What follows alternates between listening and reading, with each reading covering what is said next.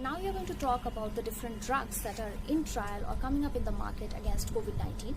So as I was telling in earlier, that the whole process of any pharmaceutical development, whether it is vaccines or drugs or any kind of therapy, it takes a lot of time. So in case of drugs, that process can be anything between 7 to 12 years to get to do the clinical trials and finally get an approval from FDA or say CDSCO in India, for example, to get an approval to launch it to the market. And many a time this has also happened that after the launch, the adverse effects have made a drug to be removed off the market. And you might ask why, because many a time what has happened is that the controlled trials that happen for a drug testing in the initial stages, and when you are actually distributing it to a majority of population who may have different disease phenotypes, can result in adverse reactions. So you have to be again very safe about a drug and sure about its effects in not only the disease, also about in other organs before you launch it in the market. So coming to COVID-19, what has happened since the time we were really running against time, the infections were spreading. So instead of developing a drug from scratch, many pharmaceutical companies as well as scientists have tried to repurpose old drugs. So these old drugs have been useful in different other diseases, but because of their mode of action, they were thought to be effective against COVID-19 as well. So several medicines were used like this. The first of all being the very famous or infamous hydroxychloroquine. So hydroxychloroquine is basically a malaria drug. It is also used in rheumatoid arthritis because it acts against basically inflammatory pathway where it reduces it increases the lysosomal pH in antigen presenting cells, so indirectly it reduces the immune response. So what is happening even in this case of COVID, as I was talking before, is that there can be a heightened immune response of what is called a cytokine storm, and it can affect your normal body organs as well, which is then turns harmful and critical for the patient. So hydroxychloroquine was used with some good effects and some good results in case of COVID. However, one or two studies which came up and said that this is not safe enough to give to patients, and it might have adverse effects as well as fatalities.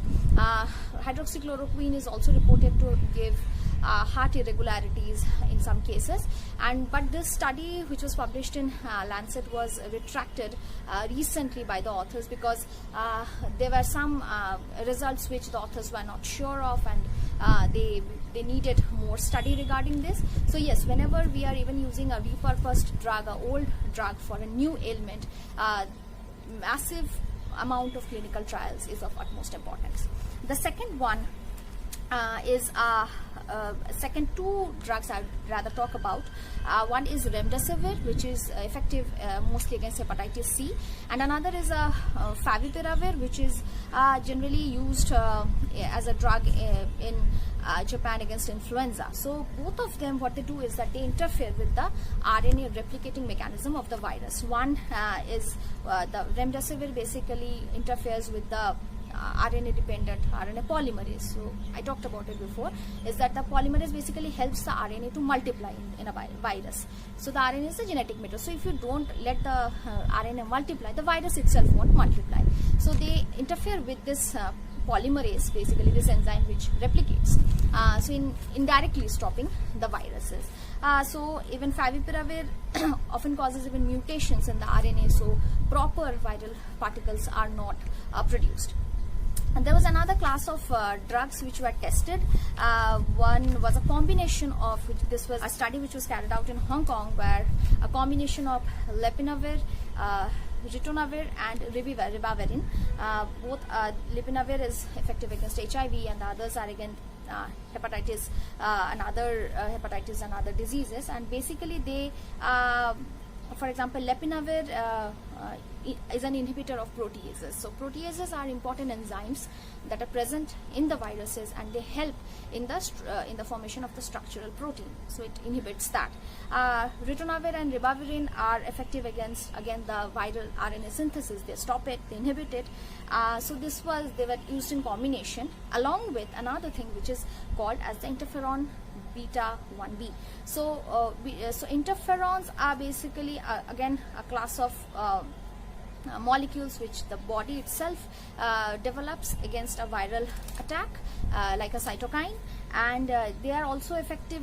Interferon beta is also used in case of multiple sclerosis. So in combination of these three drugs as well as with interferon, for patients who had developed symptoms less than 7 weeks, it was found to be effective. But yeah, these are all in like phase 1 trials and going to do phase 2 trials where they will be tested more on patients. This is basically the update about mostly what is the drug. So yeah, so putting into perspective is that scientists are really working hard. Researchers are working day and night to come up with a vaccine and also to reduce the cost of these vaccines and drugs so that they can reach maximum number of people, because this disease has indeed spread and in every corner of the world. So we have to really be patient, because the safety and efficacy both go hand in hand. You cannot compromise one and go for the other. So yes, this is a long wait, but hopefully we will come up with an effective vaccine and drug soon to overcome this. Thank you so much for being with me, and please stay home, stay safe.